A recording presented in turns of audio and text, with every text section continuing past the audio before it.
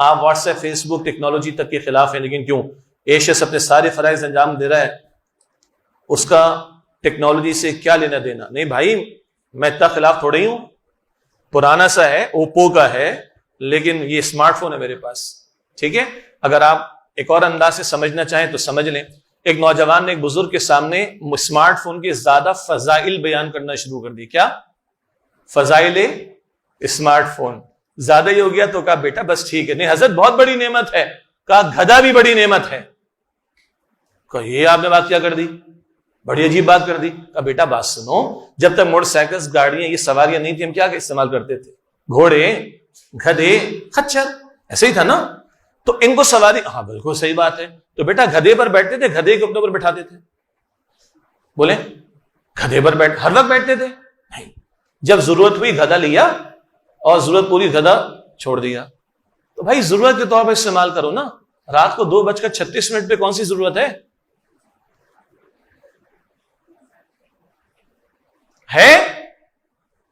Class room میں بیٹھ کر ٹیچر سامنے، یہ بے ادبی کی بات ہے. ماں باپ کے سامنے بیٹھ بے ادبی کی بات ہے. مسجد میں بیٹھے بے ادبی کی بات ہے. اسمارٹ فون ہے اور بھائی ضرورت کے طور پر استعمال کر لیں. کسی نے منع کیا؟ کوئی ایشو نہیں. ضرورت پوری ہو جائے بند کر دیں.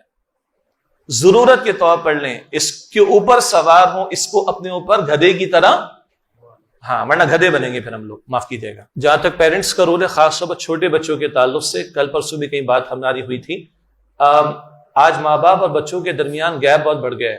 باپ کے پاس ٹائم نہیں ہے، معاش کے بعد وہ کہیں اور لگا ہوا ہے. ماں کو بھی باہر بوتیک کی دکان کھولنے اور آن لائن بزنس کرنے اور اس طرح کی چیزوں کا بھی شوق کئی بڑے بڑے شہروں میں پیش آ گیا.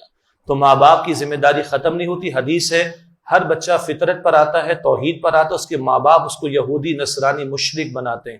اولین ذمہ داری ماں باپ کی ہے اور انہیں اس اولاد کے بارے میں کل اللہ کو جواب دینا ہے. پازیٹو بات ہے کہ اسی اولاد کی فکر کریں اور اس کو صدقہ جاریہ بنانے کی کوشش کریں اور اولاد کو فزیکلی ٹائم دیں، فزیکلی ٹائم دیں.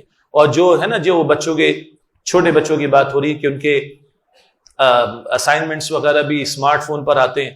تو ہمارے بھی بچے، خیر میرے بچے تو ہوم اسکولنگ پر نہیں ہیں، جانی چھٹی بھی میری الحمدللہ، لیکن جن کے بچے سکولز میں پڑھ رہے ہیں تو بھائی اماں کے موبائل پر ان کے اسائنمنٹس آئیں اور جتنا بچوں نے استفادہ کرنا ہے وہ اماں کے موبائل پر ہو. جن گھرانوں میں پہلے ٹی وی ہوتا تھا، اب تو ہر بیڈ پر اسمارٹ فون اور تکیے کے غلاف میں بھی ہے. تو وہ ٹی وی پہلے کامن روم میں رکھا ہوتا تھا، جس کو دیکھنے کامن روم میں آ کر دیکھے. یہ تو ہوا ذرا گھر کے تعلق سے. اگلی بات ہے یوتھ کے اعتبار سے کہ جو اس لت میں مبتلا ہو گئے. انتہائی ادب سے ہمارے محترم بزرگ نے نوجوانوں کا ذکر کیا، لیکن میں تھوڑا نوجوانوں کی نمائندگی کرتے ہوئے یہ بھی عرض کر دوں کہ بوڑھے بھی کم نہیں ہیں. کیا خیال ہے بیٹا؟ ایم آئی رائٹ؟ ان لوگوں نے کہا ایک فورم پر کہ سر ہم تو پھر بھی کیمپس میں آ جاتے ہیں، یونیورسٹی میں آ جاتے ہیں، 2-4 سیشنز بھی لے لیتے ہیں اور لیبس میں بھی چلے جاتے ہیں، اسائنمنٹس بھی ہوتے ہیں، ایگزامس کا پریشر بھی ہوتا ہے. یہ جو 60 سے اوپر بیٹھے میں تو بالکل ویلے ہیں اور ان کو بھی پوتوں نے چلانا سکھا دیا. تو مسئلہ صرف نوجوانوں کا نہیں، ہمارا بھی ہے. مفتی تقی عثمانی صاحب نے بڑا گہرا جملہ فرمایا. وہ کہتے ہیں جس بندے کو اپنے اوپر اعتبار نہ ہو وہ اسمارٹ فون استعمال نہ کرے. جن کو سمجھ آ گئی ان کا بھلا، اور جن کو 60 کے بعد سمجھ آئے تو اگر زندہ رہے تو اس وقت ان کا بھلا. بڑا مسئلہ ہے، کوئی شک نہیں ہے. میں بھی کمزور ہوں، میں اعتراف کرتا ہوں اس چیز کا.